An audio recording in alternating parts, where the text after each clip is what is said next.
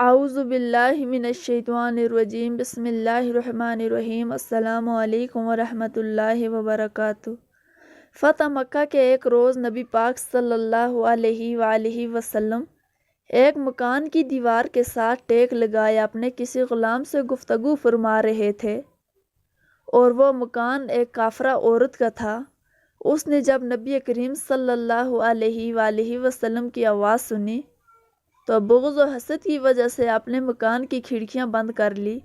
تاکہ آپ صلی اللہ علیہ وسلم کی آواز مبارک اسے سنائی نہ دے۔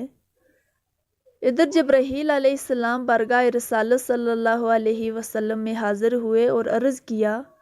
آپ صلی اللہ علیہ وآلہ وسلم جس مکان سے ٹیک لگائے ہوئے کھڑے ہیں وہ ایک کافرہ عورت کا مکان ہے، اور اس مکان میں رہنے والی کافرہ عورت نے بغض و حسد کی وجہ سے اپنے مکان کی کھڑکیاں بند کر لی ہیں، لیکن اللہ نے اس کے دل کی کھڑکیوں کو کھول دیا ہے۔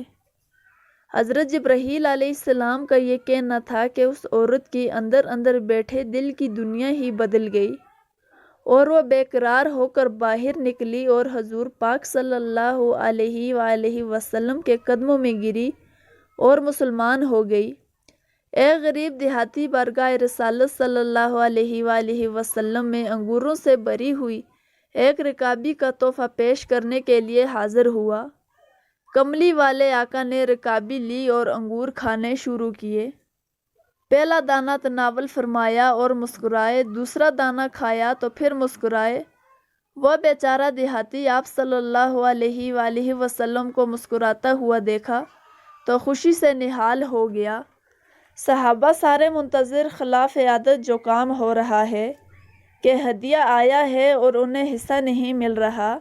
آپ صلی اللہ علیہ وآلہ وسلم انگوروں کا ایک ایک دانہ کر کے کھا رہے ہیں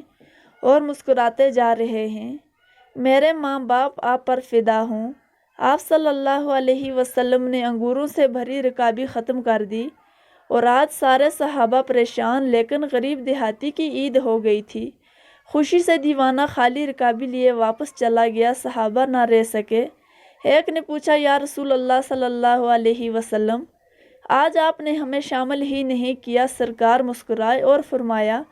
تم لوگوں نے دیکھی تھی غریب کی خوشی، میں نے جب انگور چکھے تو پتہ چلا کہ کھٹے ہیں۔ مجھے لگا کہ اگر تمہارے ساتھ یہ بانٹتا ہوں تو ہو سکتا ہے تم میں سے کسی سے کچھ ایسی بات یا علامت ظاہر ہو جائے جو اس غریب کی خوشی کو خراب کر کے رکھ دے۔ ابن ساکر رحمۃ اللہ علیہ نے حضرت سلمان فارسی رحمۃ اللہ علیہ سے روایت کی، انہوں نے کہا کہ نبی اکرم صلی اللہ علیہ وآلہ وسلم نے کسی سے دریافت کیا کہ اللہ تعالیٰ نے حضرت موسیٰ علیہ السلام کو کلام سے سرفراز کیا، اور حضرت عیسیٰ علیہ السلام کو روح القدس سے پیدا کیا، اور حضرت ابراہیم علیہ السلام کو خلیل بنایا، اور حضرت آدم علیہ السلام کو اصطفیٰ سے نوازا، تو آپ کو کون سی فضیلت عطا کی گئی؟ اسی وقت حضرت جبرائیل علیہ السلام حاضر ہوئے اور عرض کیا کہ آپ صلی اللہ علیہ وآلہ وسلم کا رب فرماتا ہے کہ میں نے حضرت ابراہیم علیہ السلام کو خلیل بنایا تو آپ صلی اللہ علیہ وآلہ وسلم کو حبیب بنایا، اور اگر میں نے موسیٰ علیہ السلام سے زمین پر کلام کیا تو میں نے آپ صلی اللہ علیہ وآلہ وسلم پر سلسلہ نبوت کو ختم کیا، اور کوئی مخلوق ساری کائنات میں نے آپ صلی اللہ علیہ وآلہ وسلم سے زیادہ مقرب نہیں کی، اور آپ صلی اللہ علیہ وسلم کو حوض کوثر شفاعت، ناقہ شمشیر، تاج آسا، حج عمرہ اور ماہ رمضان عطا فرمایا، اور تمام شفاعت آپ صلی اللہ علیہ وآلہ وسلم کی ہے، حتیٰ کہ روز قیامت میرے عرش کا سایہ آپ صلی اللہ علیہ وآلہ وسلم پر ہی دراز ہوگا، اور حمد کا تاج آپ صلی اللہ علیہ وسلم کے سر پر باندھا ہوگا،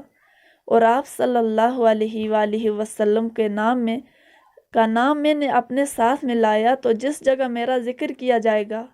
میرے ساتھ آپ کا ذکر بھی کیا جائے گا، اور میں نے دنیا کو اور اس کے رہنے والوں کو اس لیے پیدا کیا کہ میرے نزدیک جو آپ صلی اللہ علیہ وسلم کی قدر و منزلت ہے